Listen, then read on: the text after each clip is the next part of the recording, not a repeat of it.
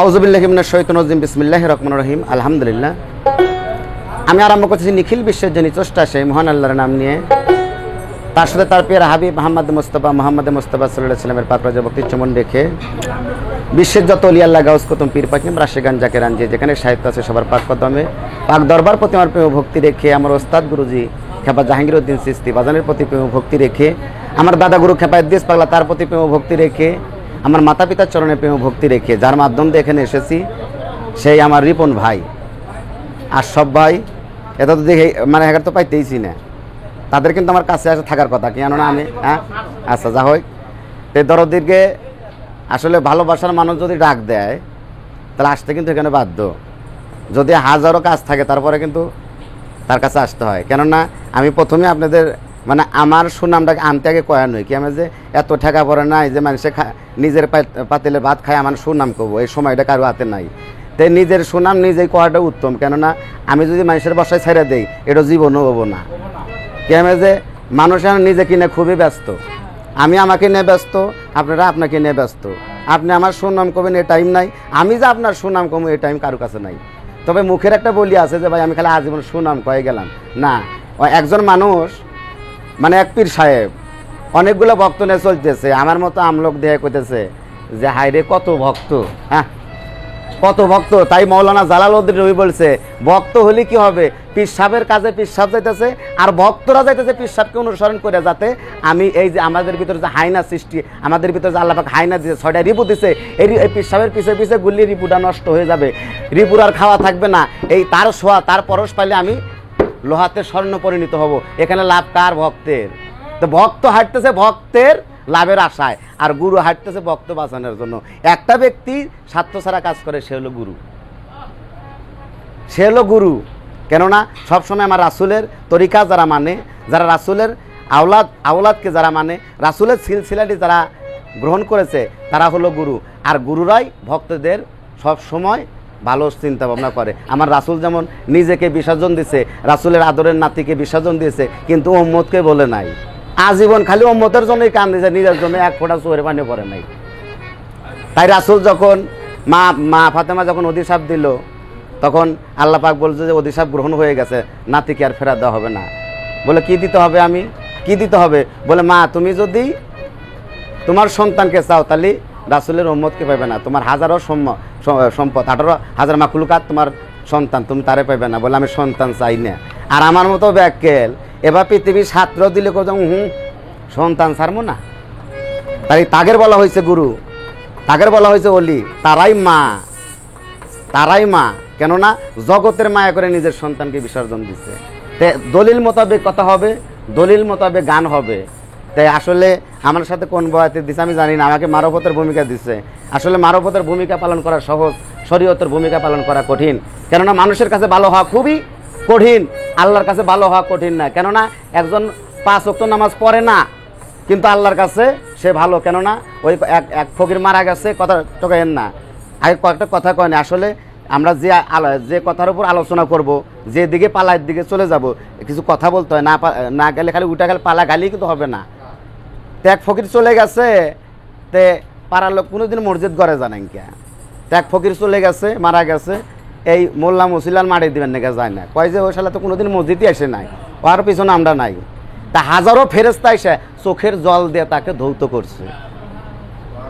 তার স্ত্রীকে বলা হয়েছে বাবা রে, আমরা তো মোল্লা মুসলি টুপি মার দিয়ে পাগড়ি মার দিয়ে ঘুরি, আমরা গেলাম না এত করে সুন্দর সুন্দর একেবারে বেহেস্তের নেওয়া এসে এই চোখের পানি দিয়ে গোসল করালে, বিষয় তো বুঝলাম না। বলে কোনো কর্ম করে নাই, কিন্তু একটা কর্ম আমি দেখছি, ওটা কর্ম কিনা তাও আমি জানি না। ওই রাইতে যে ঘুমাইছে আর সকালে বালিশটা আমি রইতে দিচ্ছি, ভিজে গেছে, বালিশটাও ভিজে গেছে। এখন হাকি করতে আপনারই বুঝে নিয়ে মনে হয় যে এরই মধ্যে যদি কিছু থাকে এখন কি হামে বিচ্ছে এটা আমি জানি না। আমি যে সকালে শুকাবেন না দিচ্ছি এই জানলে আমি জানি কয় যে কাম সারছে। এবাদত বড় বিষয় না, এবাদত যেও কেউ করতে পারে। 18,000 মাখলুকাত, তার মধ্যে শ্রেষ্ঠ জীব হলো মানুষ। মানুষ ব্যতীত কি পশুরা কি এবাদত করে না? ওরাও করে, কিন্তু বিশেষ করে মানুষ হওয়া খুবই কঠিন। তাই এখানে দলিলে বলছে, অনেক সাধকরা বলছে একটু ভিন্ন ধরনের, আমি একটা ভিন্ন ধরনের কথা বলে যাই। মানুষকে চেনা কঠিন, আল্লাহকে চেনা কঠিন না। কি আমি যে আল্লাহ আমার কখনো ক্ষতি চাইবে না, মানুষ সুযোগ পাইলে পাল্টে মেরে যাবো। আজকে কালকে বিএনপি করছে, আওয়ামী লীগ করছে, আজকে বিএনপি পোল্টি মারছে। তো বিশেষ করে আমি রাজনীতিতে কথা বলবো না, আমি একটু বুঝাইলাম আর কি, যে সুযোগ পাইলে মানুষ পোল্টি মারতে দেরি করে না, কিন্তু আমার স্রষ্টা, আমার দয়ালু, আমার যে প্রভু, আমার যে পাকপান যতন আমাদের সবসময় ভালো চাবে, কখনো খারাপ চাবে না। তাকে নিঃসন্দেহে বিশ্বাস করা যায়, কিন্তু সবাইকে বিশ্বাস করা খুব কঠিন। সেখান থেকে কিছু কথা বলবো।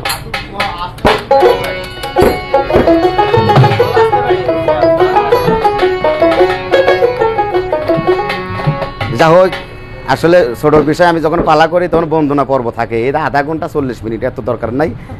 যাকে সৃষ্টি না করলে 18,000 মাকুল কাজ সৃষ্টি হতো না, কুল কানাত কিছুই আসতো না। সেই হাবিবের রাসূল, উম্মতের কান্ডারি, গরিবের বন্ধু বলা হয়েছে। আমি যেহেতু গরিব, তবে বাবা আমি টাকা পয়সার গরিব না, আমি যে কি এর গরিব আছি এ কথা পরে কমু। বিশেষ করে তার সামনে একটা মান গাইতে পারে, তার একটা নাচ গাইতে পারলে আমার মতো গরিবের হৃদয় যদি শীতল হয়, অবশ্যই আপনাদের হৃদয় শীতল হবে। আমি যে গানটা এখন করবো, ইউটিউবে আমার চ্যানেলে রহরহবার আছে, অনেক ভাইরালও হয়েছে, সেই গানটা আজকে গাবো। এই গান শুনে অনেকজন কান দিছেও, আমি যেহেতু কান দিছি, আমার মনে হয় আমার গানগুলো যে রাসূলের শান শুনছে তারা অবশ্যই কান দিচ্ছে। সেখান থেকে আমি একটা নতুন একটা গান গাবো আপনাদের মাঝে।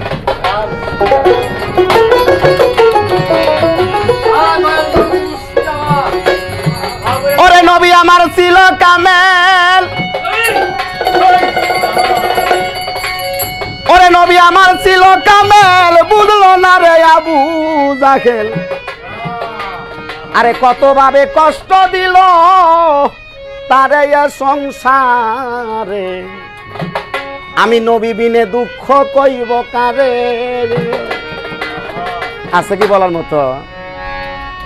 যে মা আমাকে জন্ম দিছে, লাস্টে কিন্তু হয়ে আমাকে চিনবো না, তাই দুঃখ তার কাছেই বলা যায়। আরে নবী আমার কাবায় গেল, বাজান গো সেজদাতে পড়িয়া রইল, কাফের গুণ দেখিল নজরে। ওরে কাফের গুণ দেখা পাইয়া পাথর একটা নাই উঠাইয়া, ওরে মেরে দিল নবীর সুন্দর গায়ে, দুঃখ কই কারে। নবী বিনে দুঃখ বলবো কারে।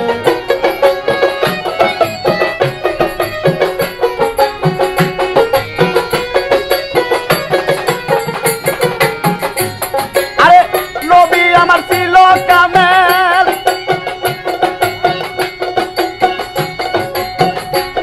আরে নবী আমার ছিল কামেল, বুঝলো না রে আবু জাহেল।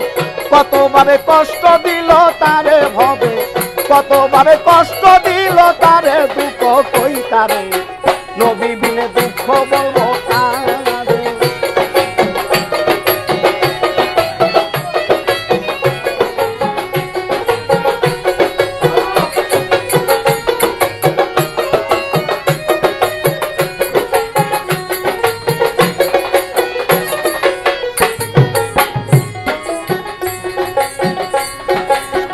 নবী আমার কাবাই গেল,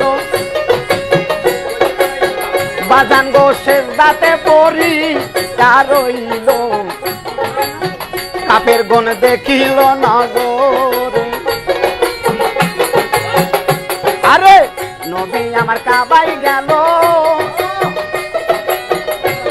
আরে সেজদাতে পড়ি রইল, কাফের গুণ দেখিল নজরে। আরে কাফের গুণ দেখা পাইয়া, আমার কাফের গুণ দেখা পাইয়া পাথর একটা নাই উঠাইয়া, মেরে দিল নবীর সুন্দর গায়ে, দেখো মেরে দিল নবীর সুন্দর গায়ে, দুঃখ কই কারে। নবী বিনে দুঃখ বলবো কারে।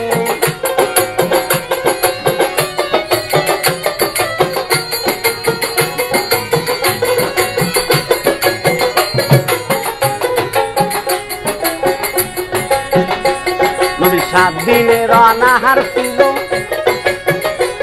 আরে ফাতেমার বাড়ি গেল, মা কিছু খাইতে দে আমার।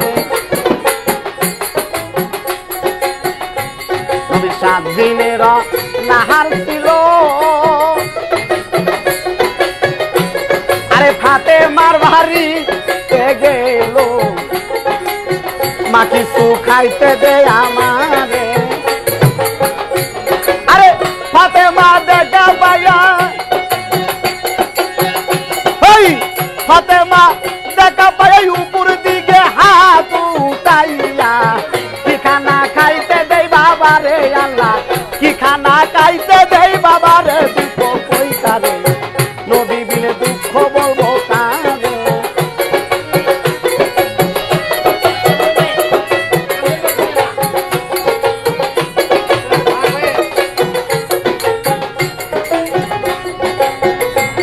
আমার নবীর একজন পাগল ছিল আরে অস্করণী নাম তার পাইল কত কষ্ট করিল জীবনে আমার নবীর একজন পাগল ছিল আরে অস্করণী নাম পাইল কত কষ্ট করিল জীবনে আরে নবী দ্বন্দ্ব শহীদ হইল আরে নবী দ্বন্দ্ব শহীদ হইল অস্করণী খবর পাইল